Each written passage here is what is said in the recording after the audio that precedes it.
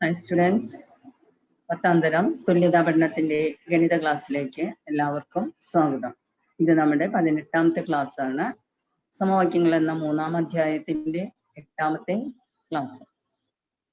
ഇത് നമ്മുടെ സമവാക്യങ്ങൾ എന്ന അധ്യായത്തിന്റെ അവസാന ഭാഗവും കൂടിയാണ്.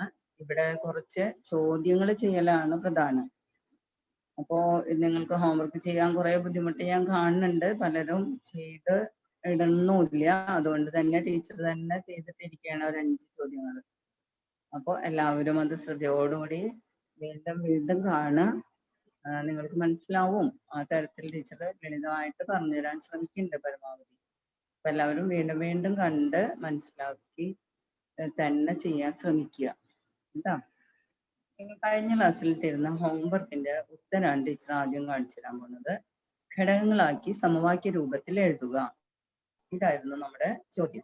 പി സ്ക്വയർ പ്ലസ് 9p സമം p into P plus 9. Teacher കുറച്ചുകൂടി വലിയ സ്ക്രീൻ ആക്കാം.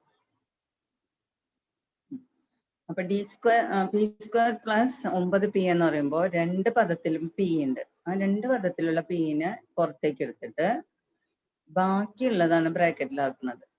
അപ്പൊ ആദ്യത്തെ പദത്തിൽ നിന്ന് ഒരു p എടുത്തു കഴിഞ്ഞാൽ ബാക്കിയുള്ളത് ഒരു p ആണ്. ബ്രാക്കറ്റിലുള്ള ആദ്യം തന്നെ p എഴുതി. പിന്നെ അവിടെ എന്താണോ ക്രിയ അത് എഴുതി പ്ലസ്. പിന്നെ 9pയിൽ നിന്നും നമ്മൾ ഒരു pനെ എടുത്തിട്ടുണ്ട്. അപ്പൊ പിന്നെ ബാക്കിയുള്ളത് 9 അല്ലേ. അങ്ങനെയാണ് ബ്രാക്കറ്റിന്റെ ഉള്ളിൽ p പ്ലസ് 9 എന്ന് എഴുതുന്നത്. അതുപോലെ തന്നെ ചിന്തിച്ച് നോക്കിയേ. D square minus 4d. ആദ്യത്തെ പദം ഡി സ്ക്വയറിൽ ഒരു 2d ഉണ്ട്. d ഇൻറ്റു d ആണ് ഡി സ്ക്വയർ അല്ലേ. രണ്ടാമത്തെ ഇതിലും 4d എന്ന് പറയുമ്പോൾ ഒരു d ഉണ്ട് അവിടെ. രണ്ടിൽ നിന്നും d പൊതുവായത് നമ്മൾ പുറത്തേക്ക് എടുത്തപ്പോ d ഇൻറ്റു d മൈനസ് 4. ഇനി മൂന്നാമത്തെ പദം എടുക്കുക. 2q സ്ക്വയർ പ്ലസ് 10q സമം 2q ഉണ്ട് രണ്ടിലും. അപ്പൊ 2q പുറത്തെടുക്കുക. ബ്രാക്കറ്റിന്റെ ഉള്ളില് 2q സ്ക്വയറില് ഒരു q ബാക്കിയുണ്ട്, അത് ആദ്യം എഴുതി. പിന്നെ 10qല് 10ലത്തെ 2 എടുത്തു. 2 × 5 അല്ലേ 10. അതിൽ നിന്ന് ഒരു 2 എടുത്തു, q കൊടുത്തു. അപ്പൊ ബാക്കി അവിടെ ഉള്ളത് 5. അങ്ങനെയാണ് ബ്രാക്കറ്റിന്റെ ഉള്ളിൽ q പ്ലസ് 5 എന്ന് പറയുന്നത്. അതായത് രണ്ടിലും പൊതുവായിട്ടുള്ള പദത്തിനെ നമ്മൾ പുറത്തേക്ക് എടുക്കുക. ബാക്കിയുള്ളത് ശരിക്കും പറഞ്ഞാൽ ഓരോ പദത്തിനെയും പുറത്തേക്ക് എടുത്ത പദം കൊണ്ട് ഹരിച്ചിട്ടാണ് നമ്മൾ എഴുതുന്നത്. നിങ്ങൾ ഇങ്ങനെ ചിന്തിച്ചാലും മതി.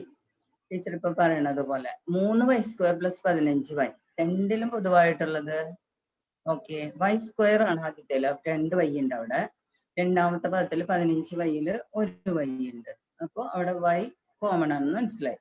പിന്നെ 3 നോക്കിയേ. 15 എങ്ങനെ കിട്ടുക? 3 × 5 അല്ലേ 15. അപ്പൊ അവിടെ 3ഉം കോമൺ ആയല്ലോ, പൊതുവായതായില്ലേ 3ഉം. അതായത് അപ്പൊ 3y പൊതുവായതാണ്. 3y നമ്മൾ പുറത്തേക്ക് എടുത്തിട്ട് ബ്രാക്കറ്റിന്റെ ഉള്ളില് ഒന്നാം പദത്തില് 3y എടുത്തു കഴിഞ്ഞാൽ പിന്നെ ബാക്കിയുള്ളത് y അല്ലേ. 3y സ്ക്വയറിൽ നിന്ന് 3y എടുത്തിട്ട് ബാക്കിയുള്ളത് y, അതവിടെ എഴുതി. പിന്നെ പ്ലസ് ആണ് അവിടുത്തെ ചിഹ്നം, അത് ഇട്ടു. 15yയിൽ നിന്ന് നമ്മള് 3y എടുത്തു കഴിഞ്ഞാൽ പിന്നെന്താ അവിടെ ബാക്കി വരിക? 5 മാത്രല്ലേ, അതവിടെ എഴുതി. 3y × y plus 5. ഈ രീതിയിലാണ് ഈ 4 കണക്കും നമ്മൾ ചെയ്യണത്, പൊതുവായത് പുറത്തേക്ക് എടുത്തിട്ട്. ഇനി അടുത്ത ചോദ്യം ചെയ്യുന്നത് നമ്മൾ സർവ്വസമവാക്യം ഉപയോഗിച്ചിട്ടാണ്. x square plus 2ax plus a square സമം x plus a whole square. Teacher എഴുതി തന്നിട്ടുണ്ട്. ആ സർവ്വസമവാക്യം നോക്കിയേ. അതുപോലെ ഇതിനാക്കാൻ പറ്റൂലേ? X square plus 6x plus 9. 9 എന്ന് പറയുന്നത് 3ന്റെ വർഗ്ഗം അല്ലേ. അപ്പോ രണ്ടറ്റത്തും വർഗ്ഗങ്ങൾ എക്സ് സ്ക്വയറും 3a സ്ക്വയറും ആയി അവിടെ. അങ്ങനെയാണ് നമ്മൾ ബ്രാക്കറ്റിന്റെ ഉള്ളിൽ x പ്ലസ് 3 ഹോൾ സ്ക്വയർ എന്ന് എഴുതുന്നത്. x പ്ലസ് എയുടെ സ്ഥാനത്താണ് അവിടെ 3 എടുക്കുന്നത്. x plus 3 whole square. അതേ രീതിയിൽ തന്നെ മൈനസിന്റെ സർവ്വസമവാക്യം എഴുതി തന്നിട്ടുണ്ട്. X square minus 2ax plus a square എന്ന് പറഞ്ഞിട്ടുള്ള സർവ്വസമവാക്യം നോക്കിയേ. X minus a whole square എന്ന് കിട്ടുന്നത്. അത് ഉപയോഗിച്ചുകൊണ്ടാണ് രണ്ടാമത്തത് എക്സ് മൈനസ് 2 ഹോൾ സ്ക്വയർ എന്ന് എഴുതി. മൂന്നാമത്തത് ആദ്യത്തെ പോലെ തന്നെ 4 എന്ന് പറഞ്ഞത് 2a സ്ക്വയർ. അപ്പൊ രണ്ടറ്റത്തും സ്ക്വയറുകളാണ്. X square 2a square. അതിൽ നിന്ന് എയുടെ സ്ഥാനത്തുള്ളത് 2. അപ്പൊ എക്സ് പ്ലസ് 2 ഹോൾ സ്ക്വയർ ആയത്. അതേപോലെ തന്നെയാണ് അടുത്തതും. 25 എന്ന് പറയുന്നത് 5 × 2 ആണ്. 5 × 5 അല്ലേ 25. 5a square. അപ്പൊ അവിടെ x+5 x+a² എയുടെ സ്ഥാനത്തുള്ളത് 5 ആയതുകൊണ്ട് x+5 ഹോൾ സ്ക്വയർ. ഇനി നോക്കുക, ഇത് നിങ്ങൾക്ക് കുറച്ചും കൂടി പരിചിതമാവാൻ വേണ്ടി ടീച്ചർ ഇവിടെ കുറച്ച് ഈ സർവസമവാക്യത്തിന്റെ തന്നെ കുറെ വിപുലീകരണങ്ങൾ എഴുതിയിട്ടുണ്ട്. ഒരു 10 സംഖ്യയുടെ നോക്കിയേ. ഒന്ന് ആ സർവസമവാക്യം ശ്രദ്ധിക്കുക. x+a² സമം h² plus 2x+a². x+1 whole square സമം h² പ്ലസ് 2 × 1 × x.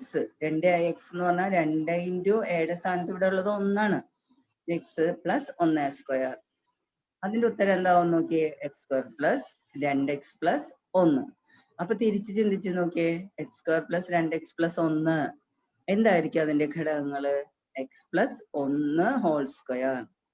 ഇതേപോലെ എല്ലാം ശ്രദ്ധിക്കാം. x+2 ഹോൾ സ്ക്വയർ എന്ന് പറഞ്ഞത് h² പ്ലസ് 2 × എയുടെ സ്ഥാനത്ത് ഇവിടെ ഉള്ളത് 2 ആണ്. അപ്പൊ 2 തന്നെ വീണ്ടും കൊടുത്തു ഇൻറ്റു എക്സ്. അപ്പൊ ഒന്നാമത്തതിൽ ഇവിടെ 2x, ഈ എയുടെ സ്ഥാനത്തുള്ള സംഖ്യയാണ് മാറിക്കൊണ്ടിരിക്കുന്നത്. എയുടെ സ്ഥാനത്ത് ഇവിടെ 1 വന്നു, ഇവിടെ 2 വന്നു, ഇതിൽ 3 വന്നു. അപ്പൊ നടുവിൽ എഴുതുമ്പോ ആ രീതിയിൽ ശ്രദ്ധിക്കുക. എയുടെ സ്ഥാനത്ത് 3 കൊടുത്തു, 2 × 3 × x. അവസാന പദം a ആണ്, a² ആണ്. അപ്പൊ 3a². അങ്ങനെ x² പ്ലസ് 2 × 3 × x എന്ന് പറഞ്ഞാൽ 6x പ്ലസ് 9. അപ്പൊ തിരിച്ച് ഇതാണ് നമ്മൾ ടീച്ചർ നേരത്തെ തന്നിരുന്ന ചോദ്യങ്ങൾ. ഇത് രണ്ടും തന്നിട്ടുണ്ടായിരുന്നു. x² പ്ലസ് 6x പ്ലസ് 9 അതിന്റെ ഘടകങ്ങൾ എഴുതണം എങ്ങനെയാന്ന് മനസ്സിലായോ? അപ്പൊ x+3 ഹോൾ സ്ക്വയർ ഇതിനെ ഈ രൂപത്തിലേക്ക് മാറ്റാം. x² അവസാനം 3a². അപ്പൊ എക്സും 3ഉം അധീനമാണ്. അത് കണ്ടു കഴിഞ്ഞാൽ മനസ്സിലാവും. അങ്ങനെ അവസാന പദത്തിനെ ഏതിന്റെയും സംഖ്യയുടെ വർഗ്ഗമായിട്ട് എഴുതാൻ പറ്റുന്നുണ്ടോ എന്ന് ശ്രദ്ധിച്ചിട്ട് ഈ രീതിയിൽ ചെയ്യാം കേട്ടോ. x+5 ഹോൾ സ്ക്വയർ ഇതും നേരത്തെ ചോദ്യം ടീച്ചർ തന്നിട്ടുണ്ടായിരുന്നു. അപ്പൊ x² പ്ലസ് 10x പ്ലസ് 25ന്റെ ഘടകമാണ് x+5. ഒരേ ഘടകമാണെന്ന് അർത്ഥം. ഇനി x+6 നോക്കിയേ. x² പ്ലസ് 12x പ്ലസ് 36 ആണ് അത്. തിരിച്ച് ഇതിന്റെ ഘടകങ്ങള് x+6, x+7 എഴുതിയിട്ടുണ്ട് ടീച്ചർ, x+8, x+9, x+10. ഇതൊക്കെ ശ്രദ്ധിക്കുക. നിങ്ങൾ പോസ് ചെയ്ത് വീഡിയോ കണ്ട് മനസ്സിലാക്കുക.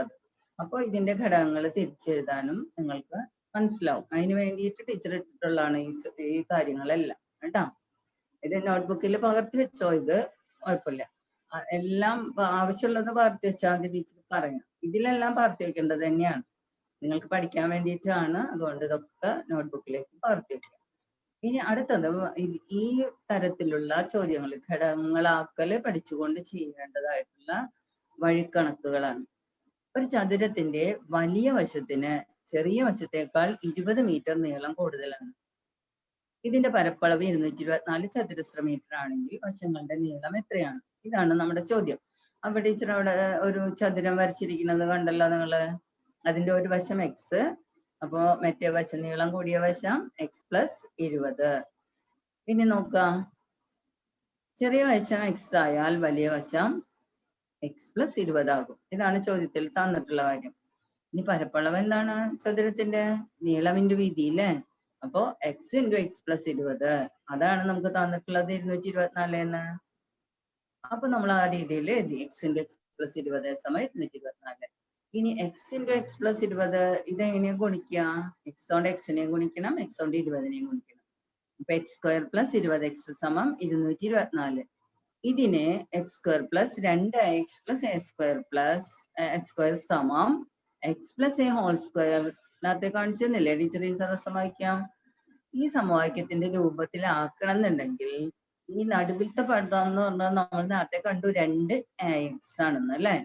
അതായത് 2a സ്ഥാനമാണ് 20നുള്ളത്. അപ്പൊ അതിൽ നിന്ന് ഒരു a എന്ന് പറഞ്ഞത് 20ന്റെ പകുതിയാവൂലേ?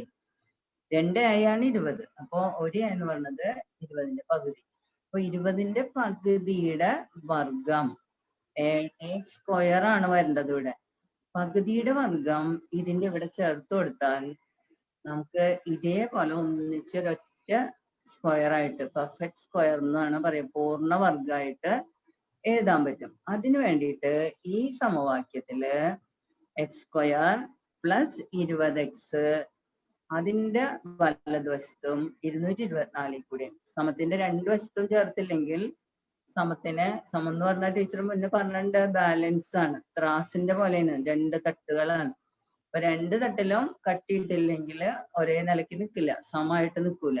അതുകൊണ്ട് നമ്മള് ഇടതുവശത്ത് 10ന്റെ വർഗം 100 ചേർത്തപ്പോ വലതുവശത്തും 100 ചേർക്കണം.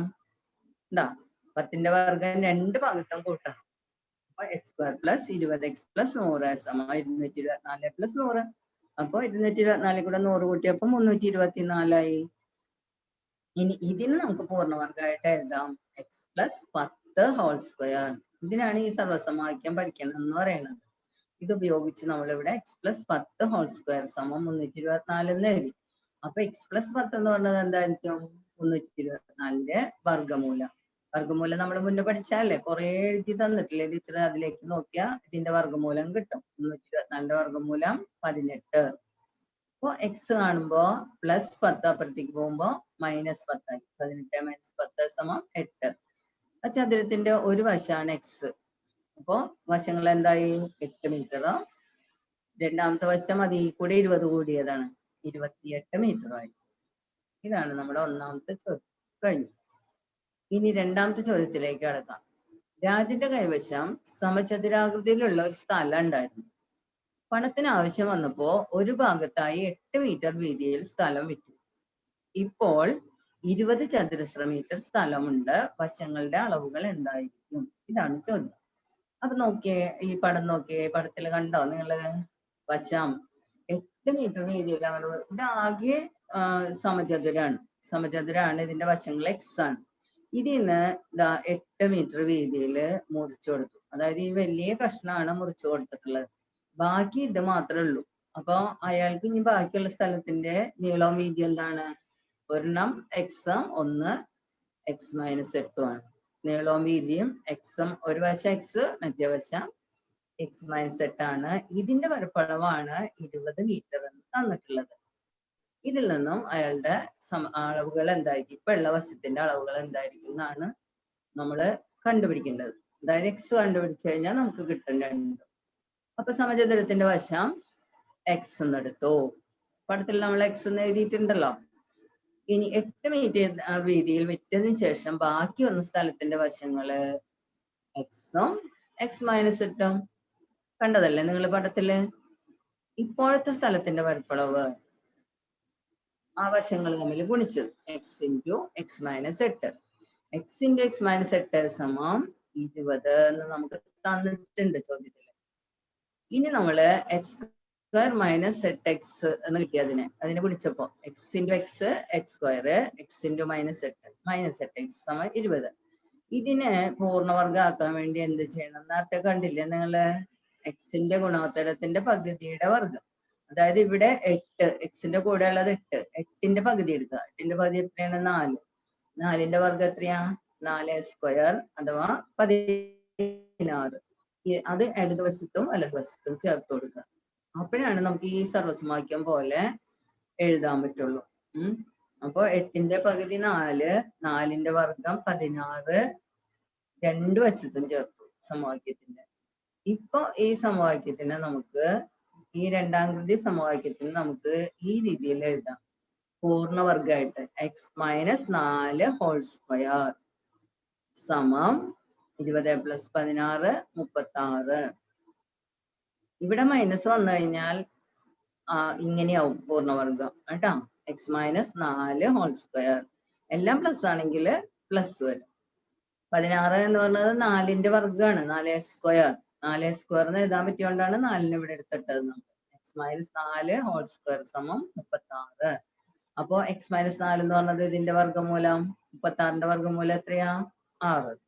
ഇതിൽ നിന്ന് x സമം -4 വലതുവശത്തേക്ക് പോയപ്പോ +4 ആയി. 6 + 4 സമം 10.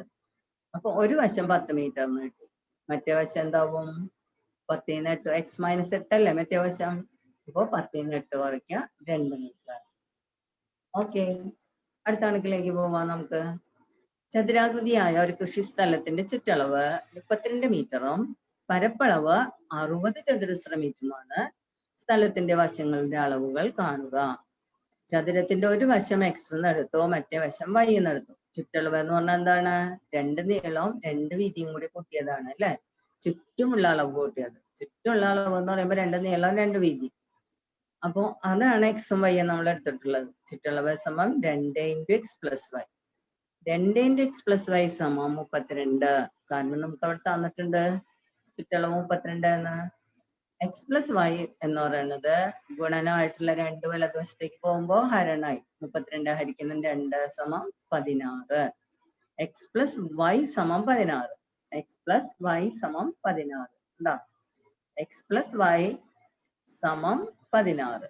ഇതിൽ നിന്നും y കണ്ടുപിടിക്കാം. y സമം 16.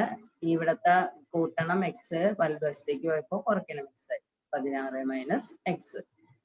ഇനിയാണ് നമ്മൾ പരപ്പളവ് എടുക്കാൻ പോണത്. പരപ്പളവ് എന്ന് പറഞ്ഞത് രണ്ട് നീളവും വീതിയും കൂടി ഗുണിച്ചതാണ്.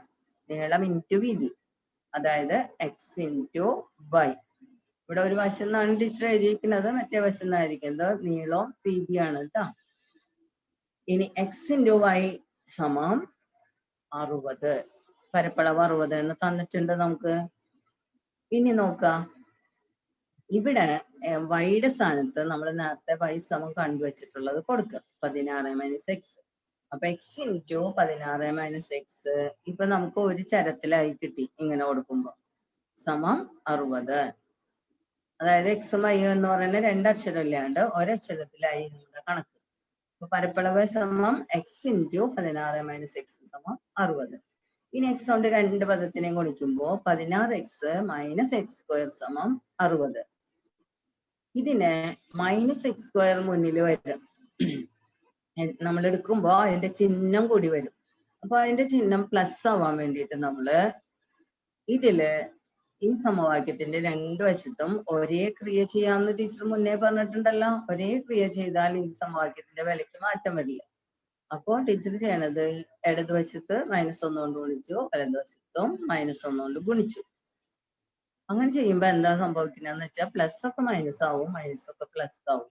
അപ്പൊ ഇവിടുത്തെ മൈനസ് പ്ലസ് ആയിട്ട് നമ്മൾ +x² എന്നാണ് എഴുതുന്നത്. ഇത് +16x -16x ആവും. +60 -60 ആവും. നമ്മുടെ ഉദ്ദേശം ഇത്രയേ ഉള്ളൂ. x² മുന്നിൽ കൊണ്ടുവരുമ്പോ അത് പോസിറ്റീവ് ആവണം, പ്ലസ് ആവണം. അപ്പൊ നിങ്ങൾ കൂടുതലൊന്നും ആലോചിക്കണ്ട. ഈ മൈനസ് ഉള്ളത് പ്ലസ് ആക്കാൻ വേണ്ടിയിട്ട് ചെയ്യുമ്പോ പ്ലസ് ഉള്ളതൊക്കെ മൈനസ് ആവും. അങ്ങനെ ആലോചിച്ചാലും മതി കേട്ടോ. അപ്പൊ x² -16x സമം -60 എന്നായി. ഇനി ഇതിന് പൂർണ്ണവർഗമാക്കാൻ വേണ്ടിയിട്ട് എക്സിന്റെ കൂടെയുള്ള സംഖ്യ 16 അല്ലേ? 16ന്റെ പകുതി എടുത്തേ. 16ന്റെ പകുതി 8. 8ന്റെ വർഗം രണ്ട് വശത്തും ചേർത്ത് കൊടുക്കാം. അപ്പൊ x² - 16x + 8x² സമം -60 + 8x². രണ്ട് വശത്തും 8x² ചേർത്ത് കൊടുത്തു. അപ്പൊ ഇത് പൂർണ്ണവർഗമായി. x - 8² ഇവിടെ മൈനസ് ഉള്ളത് കൊണ്ട് നമ്മൾ ഇവിടെ മൈനസ് ഇട്ടു. x - 8² സമം -60 + 64. വലുതിന്ന് ചെറുത് കുറച്ച് വലുതിന്റെ ചിഹ്നം ഇടുമ്പോ ഉത്തരം 4 എന്ന് കിട്ടും. കുറയ്ക്കണം 60 + 64, അതായത് 64 ന്ന് 60 കുറയ്ക്കുക. അപ്പൊ 4 കിട്ടി. അപ്പൊ ഇവിടെ നമുക്ക് കിട്ടിയിരിക്കുന്നത് x - 8 സമം 4. അപ്പോ x - 8 എന്ന് പറയുന്നത് അല്ല, x - 8² സമം 4. അപ്പൊ x - 8 എന്ന് പറയുന്നത് 4ന്റെ വർഗ്ഗമൂലല്ലേ? അപ്പൊ x - 8 സമം √4 എന്ന് എഴുതാം. √4 എത്രയാണ്? 2. x സമം ഇവിടെ കുറയ്ക്കണം 8 ആണ്, വലതുവശത്തേക്ക് പോകുമ്പോ കൂട്ടണം 8 ആയി. അപ്പൊ 2 + 8 സമം 10. x 10 എന്ന് കിട്ടി. ഇനി y നമ്മൾ നേരത്തെ എഴുതി വെച്ചിട്ടുണ്ട്. y സമം 16 - x എന്ന്. അപ്പൊ ഇവിടെ എടുക്കുക അത്. y സമം 16 - 10 സമം 6. അപ്പൊ ചതുരത്തിന്റെ വശങ്ങൾ എന്തൊക്കെയായി? ചതുരത്തിന്റെ വശങ്ങള് 10 മീറ്ററും y നമുക്ക് 6 ആണ് കിട്ടിയിട്ടുള്ളത്. അപ്പൊ 6 മീറ്റർ. ടീച്ചർ ഇവിടെ എഴുതിയത് ഒരു പശു വന്നിട്ടുണ്ട്, 16 എന്ന് വന്നിട്ടുണ്ട് കേട്ടോ. 10 മീറ്ററും 6 മീറ്ററും കേട്ടോ. അത് ശരിയാക്കണം നിങ്ങള്. ഇവിടെ ടീച്ചർ എഴുതിയപ്പോ ഒരു 1 വന്നിട്ടുണ്ട്. അത് ടീച്ചറിന് പറ്റിയ മിസ്റ്റേക്ക് ആണ്. 10 മീറ്റർ വശങ്ങള് 10 മീറ്ററും 6 മീറ്റർ. y സമം 6 എന്ന് ഇവിടെ ചെയ്ത് വെച്ചിട്ടുണ്ട്. ഇങ്ങോട്ട് എഴുതിയപ്പോ വന്ന തെറ്റാണ്. അപ്പോ y 6 ആണ്. അതായത് രണ്ട് വശങ്ങള് എക്സും വൈയും. x 10 എന്ന് കിട്ടി, ബൈ 6 എന്ന് കിട്ടി. വശങ്ങളിപ്പോ 10 മീറ്ററും 6 മീറ്ററും. ഓക്കെ, ശ്രദ്ധിച്ചില്ലേ ടീച്ചർ പറഞ്ഞത്? ഉത്തരം അങ്ങനെ എഴുതിയാൽ മതി. ചതുരത്തിന്റെ വശങ്ങള് 10 മീറ്ററും 6 മീറ്ററും. ഇനി ഇതാ 4ാമത്തെ കണക്ക്. സമചതുരാകൃതിയിലുള്ള രവിയുടെ പച്ചക്കറിത്തോട്ടത്തോട് ചേർന്ന് ബഷീറിന്റെ ചതുരാകൃതിയിലുള്ള തോട്ടമുണ്ട്. അപ്പൊ രവിയുടെ പച്ചക്കറിത്തോട്ടം സമചതുരാകൃതിയില്, അതിന്റെ തൊട്ടടുത്ത് ബഷീറിന്റെ ചതുരാകൃതിയിലുള്ള തോട്ടം ഉണ്ടെന്ന്. ബഷീറിന്റെ തോട്ടത്തിന് 6 മീറ്റർ വീതിയും രവിയുടെ തോട്ടത്തിന്റെ വശം നീളമായിട്ടും വരും. രണ്ട് തോട്ടങ്ങളുടെയും പരപ്പളവുകളുടെ തുക 391 ചതുരശ്ര മീറ്റർ ആയാൽ ഓരോ തോട്ടത്തിന്റെയും വശങ്ങളുടെ അളവുകൾ കാണുക. സമചതുരത്തിന്റെ വശം, അതായത് രവിയുടെ പച്ചക്കറിത്തോട്ടത്തിന്റെ വശം നമ്മള് എക്സ് എടുത്തപ്പോ രവിയുടെ സ്ഥലത്തിന്റെ പരപ്പളവ് എന്താവും? x². x into X, x². ബഷീറിന്റെ സ്ഥലത്തിന്റെ പരപ്പളവോ? ബഷീറിന്റെ സ്ഥലത്തിന്റെ വീതി 6 മീറ്ററിന് തന്നിട്ടുണ്ട്. ഒരു വശം രവിയുടെ വശത്തിന്റെ സമചതുരാകൃതിയുള്ള തോട്ടത്തിന്റെ വശത്തിന്റെ അളവ് തന്നെയാണെന്നാണ് പറഞ്ഞിട്ടുള്ളത്. അപ്പൊ ബഷീറിന്റെ സ്ഥലത്തിന്റെ പരപ്പളവ് x ഇൻറ്റു 6 സമം 6x. ഇത് രണ്ടും കൂട്ടിയതാണ്. രണ്ട് കൂട്ടരുടെയും പരപ്പളവിന്റെ തുകയാണ് 391. അപ്പൊ x² + 6x സമം 391. നേരത്തെ നമ്മൾ ചെയ്തതുപോലെ തന്നെ വന്നില്ലേ ഇപ്പൊ? ഇനി ഇതിനെ പൂർണ്ണവർഗമാക്കാൻ എന്ത് ചെയ്യണം? 6ന്റെ പകുതിയുടെ വർഗം. 6ന്റെ പകുതിയുടെ വർഗം രണ്ട് വശത്തും കൂട്ടി കൊടുക്കാം. അപ്പൊ 6ന്റെ പകുതി 3. 3a² ഇവിടെയും കൂട്ടി ഇവിടെയും കൂട്ടി. ഇവിടെ 3a² കൂട്ടി കഴിഞ്ഞപ്പോ ഇതിനെ ഒന്നിച്ച് ഒരു സ്ക്വയർ ആയിട്ട് നമുക്ക് എഴുതാം. ഇതുപോലെ x + 3² സമം 391 കൂടെ 3ന്റെ സ്ക്വയർ 9. 9 കൂട്ടി കൊടുത്തപ്പോ 400 ആയി ട്ടാ. ഇനി x + 3 എന്ന് പറഞ്ഞത് 400ന്റെ വർഗമൂലം. 400ന്റെ വർഗമൂലം എത്രയാണ്? 20. ടീച്ചർ ഇവിടെ സ്ക്വയർ റൂട്ട് ഇട്ടിട്ടില്ല എന്നേ ഉള്ളൂ. കുഴപ്പമില്ല, നിങ്ങൾ അത് മനസ്സിലാക്കിയാൽ മതി. x + 3² 400. അപ്പോ x + 3 എന്ന് പറഞ്ഞത് അതിന്റെ വർഗമൂലം 20. x സമം എന്താവും? +3 കൂട്ടണം 3 വലതുവശത്തേക്ക് പോകുമ്പോ കുറയ്ക്കണം 3. x സമം 20 - 3. 20 - 3 എത്രയാ? 17. അതായത് സമചതുരത്തിന്റെ വശത്തിന്റെ നീളം 17 മീറ്റർ. അപ്പൊ രവിയുടെ തോട്ടത്തിന്റെ വശങ്ങളുടെ അളവുകള് 17 മീറ്റർ ആണ്. 17 മീറ്റർ 17 മീറ്റർ.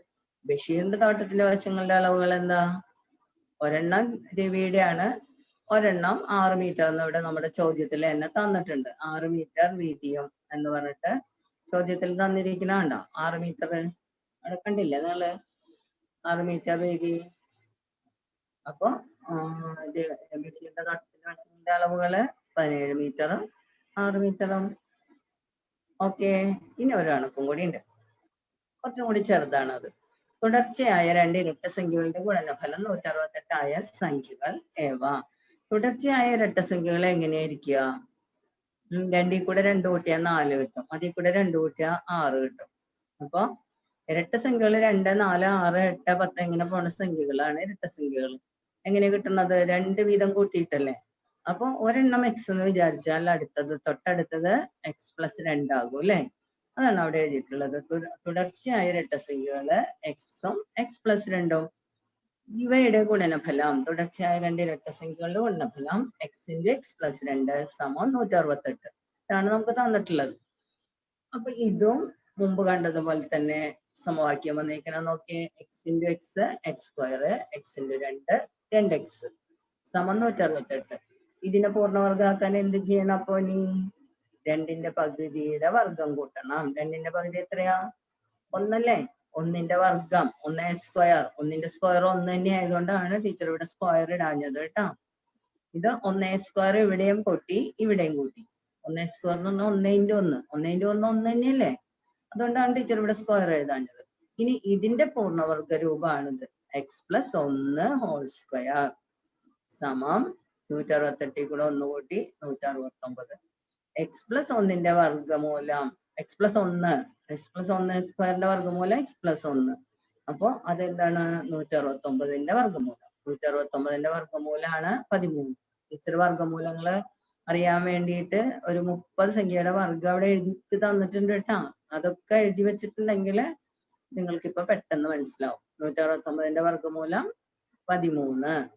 എക്സ് സമം +1 കൂട്ടണം 1 വലതുവശത്തേക്ക് പോയപ്പോ കുറയ്ക്കണം 1. 13 - 1 സമം 12. അപ്പൊ തുടർച്ചയായ ഇരട്ടസംഖ്യകള് 12, 14. 12 ആദ്യത്തെ സംഖ്യ, അതിൽ കൂടെ 2 കൂട്ടി 14. ഓക്കെ, ഇനിതാ നിങ്ങൾക്കുള്ള ഹോംവർക്ക്. ഒരു കണക്ക് ടീച്ചർ ഇട്ടിട്ടുള്ളൂ കേട്ടോ. ഈ 5 കണക്കും എല്ലാവരും നോട്ട്ബുക്കിലേക്ക് പകർത്തണം. നോട്ട്ബുക്ക് കംപ്ലീറ്റ് ആയിരിക്കണം. പകർത്തേണ്ട കാര്യങ്ങൾ ഞാൻ പറയുന്നുണ്ട്. ഇതിലെല്ലാം പകർത്തേണ്ട കാര്യങ്ങൾ മാത്രമേ ഉള്ളൂ ടീച്ചർ എഴുതിയിട്ടുള്ളൂ. പകർത്തേണ്ടാത്തത് വേണ്ട എന്ന് ടീച്ചർ പറയും ക്ലാസ് എടുക്കുമ്പോ. ആവശ്യമുള്ളത് മാത്രം പകർത്തിയാൽ മതി. പക്ഷെ ഇവിടെ ഈ പാഠം അവസാനിക്കുകയാണ്. എല്ലാ കാര്യങ്ങളും പകർത്തേണ്ട ചോദ്യങ്ങളും ഉത്തരങ്ങളും മാത്രമേ ഉള്ളൂ. നോട്ട്ബുക്ക് സബ്മിറ്റ് ചെയ്തിട്ട് മാത്രമേ ടീച്ചർ സി മാർക്ക് ഇടുള്ളൂ കേട്ടോ. എല്ലാവരുടെ നോട്ട്ബുക്കും കംപ്ലീറ്റ് ആയിരിക്കണം. അത്ര വിശദമായിട്ട് ഞാൻ എല്ലാ ചോദ്യവും നിങ്ങൾക്ക് ചെയ്ത് നെറ്റിലിട്ട് തരുന്നുണ്ട്. അത് നോട്ട്ബുക്ക് സബ്മിറ്റ് ചെയ്ത് അത് നോക്കിയിട്ട് തന്നെ ആയിരിക്കും ടീച്ചർ സി മാർക്ക് ഇടുക. അപ്പൊ മറക്കണ്ട, എല്ലാവരും നന്നായിട്ട് ക്ലാസ് കേട്ടിട്ട് പരമാവധി ശ്രമിക്കുക. നിങ്ങൾ പറ്റുന്ന അത്രയും ചെയ്യുക കേട്ടോ. ഇനി എളുപ്പമുള്ള ഭാഗങ്ങൾ നോക്കി നമുക്ക് പഠിക്കാം. എന്നാൽ പരമാവധി നിങ്ങൾ ശ്രമിച്ചു നോക്കുക. Okay, thank you.